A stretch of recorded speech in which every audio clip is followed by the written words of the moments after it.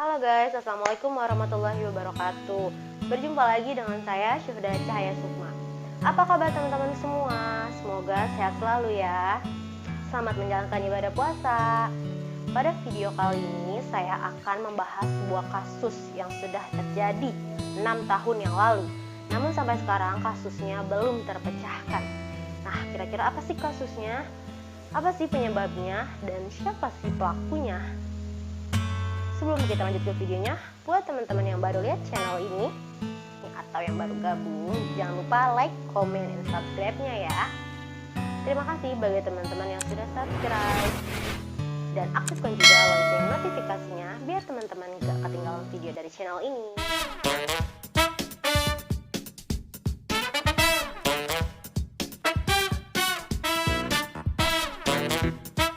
Nah, kasus ini tuh terjadi pada tanggal 26 Maret 2015.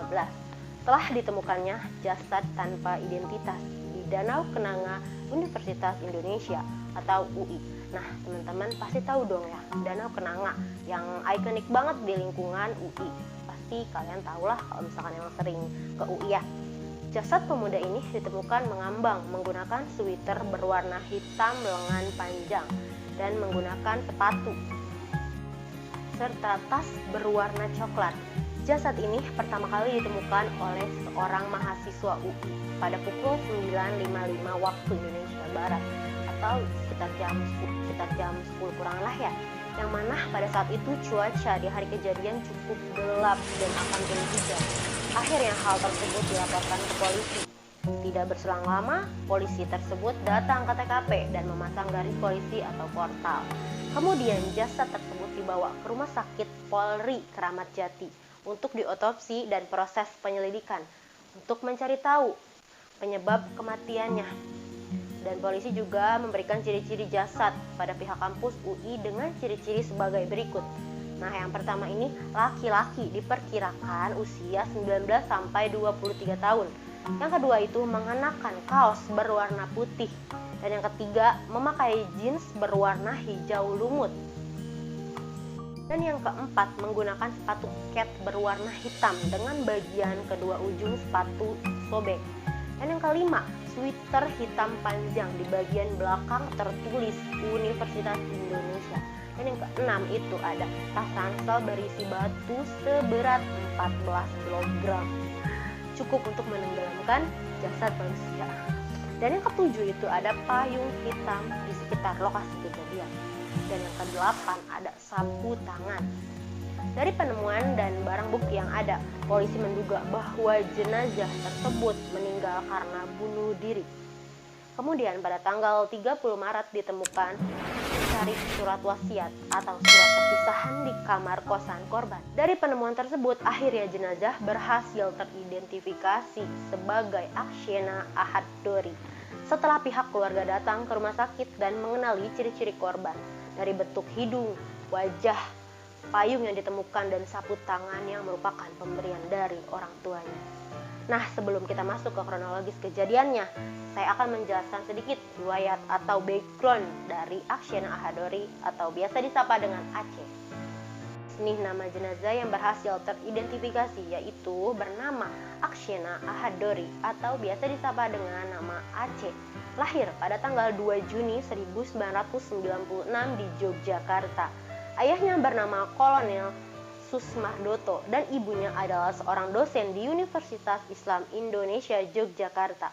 Nah, teman-teman kebayangkan kalau Aceh ini lahir di lingkungan keluarga yang normal-normal aja kan seperti biasanya, bahkan berpendidikan baik juga. Dari informasi yang saya dapatkan, nah, Akshena ini merupakan anak kedua dari 4 bersaudara.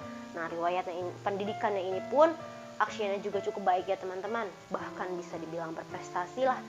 Akshena juga lulus pada tahun 2013 di SMAN 8 Yogyakarta. Kemudian melanjutkan pendidikannya ke Universitas Indonesia pada tahun 2013 kemarin, masuk ke jurusan Biologi Fakultas MIPA. Nah, sampai sini luar biasa banget kan sebenarnya, jurusannya juga yang terbilang bagus gitu kan. Riwayat prestasinya sangat baik. Saya akan sebutkan sedikit ya beberapa prestasi yang pernah diraih oleh Akshena itu. Di antaranya yang pertama yaitu juara OSN SMA tingkat provinsi pada tahun 2011. Nah, juara 1 bidang biologi tingkat kota pada tahun 2012. Juara juga nih di beberapa olimpiade. Satu tingkat provinsi DKI teori OSN Pertamina 2014 bidang biologi Jakarta. Nah, selanjutnya mendapatkan nilai UN sempurna pada pelajaran matematika. Memiliki nilai TOEFL 433, jadi pastinya punya kemampuan bahasa Inggris yang cukup baik ya guys. Nah, itu dia sedikit dari latar belakang Akshena Ahadori. Sekarang kita lanjut yuk ke kronologis kejadiannya. Nah, kronologis kejadiannya nih guys, kita mundur ke beberapa hari sebelum korban berhasil ditemukan dan teridentifikasi. Tepatnya pada tanggal 21 Maret 2015, keluarga dari Pak Mardoto jalan-jalan ke Candi Borobudur, Yogyakarta. Seluruh keluarganya pun ikut, namun hanya Akshena atau Aceh yang tidak ikut karena sedang kuliah di Universitas Indonesia atau UI. Pak Mardoto ini menelpon untuk menanyakan kabar anaknya di kampus dan berbincang-bincang seputar aktivitas anaknya dan juga membicarakan rencana membeli kendaraan untuk transportasi dari kosan ke kampus. Ya mungkin jarak tempuh antara kosan ke kampusnya agak lumayan jauh ya, makanya butuh untuk kendaraan. Nah, di tanggal 25 Maret 2015, Pak Mardoto membaca sebuah artikel berita online tentang penemuan jenazah di Danau Kenanga UI. Namun sama sekali tidak terpikirkan bahwa itu anaknya, karena setahunya anaknya itu tidak pernah mengalami permasalahan yang cukup besar. Namun karena sejak komunikasi terakhir yang dilakukan pada tanggal 21, akhirnya Pak Mardoto menelpon keluarganya di Jakarta untuk mengecek keberadaan anaknya di kosan. Setelah sampai di sana, keluarga dapat informasi bahwa Akshena selaku anaknya itu sudah tidak ada di kosan sekitar 4 hari. Pada tanggal 29 Maret 2015, Pak Mardoto ini menghubungi pihak kepolisian Depok untuk menanyakan ciri-ciri jenazah yang ditemukan tanpa identitas tersebut.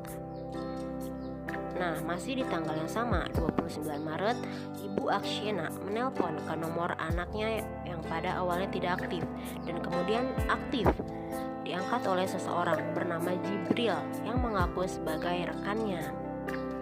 Nah, tanggal 30 Maret 2015, keluarga mengecek dan meyakinkan bahwa jenazah adalah anaknya. Hal tersebut berdasarkan ciri-ciri fisik dan barang bukti yang ditemukan oleh pihak kepolisian.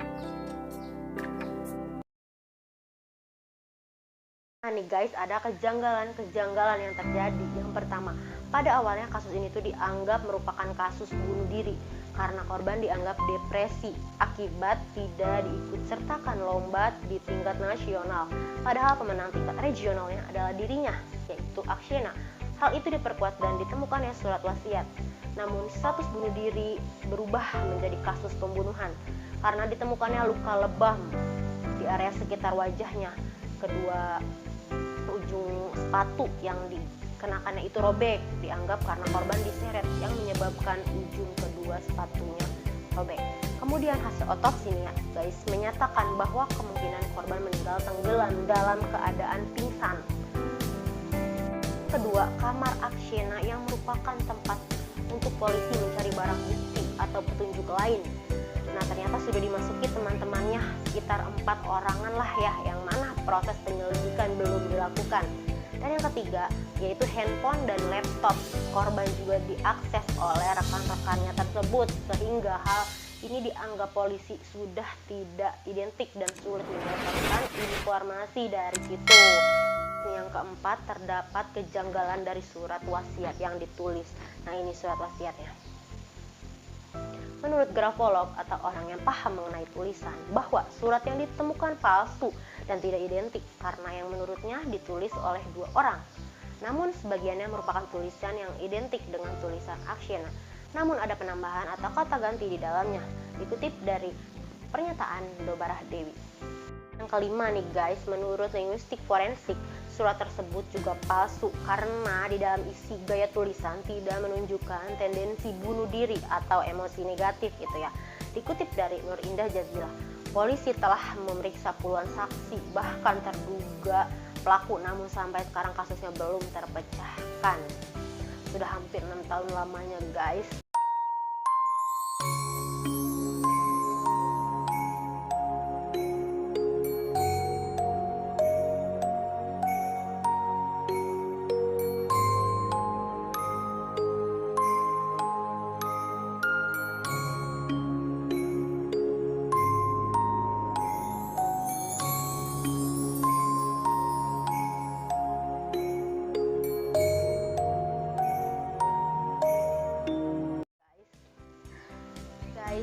itu dia pembahasan kita kali ini.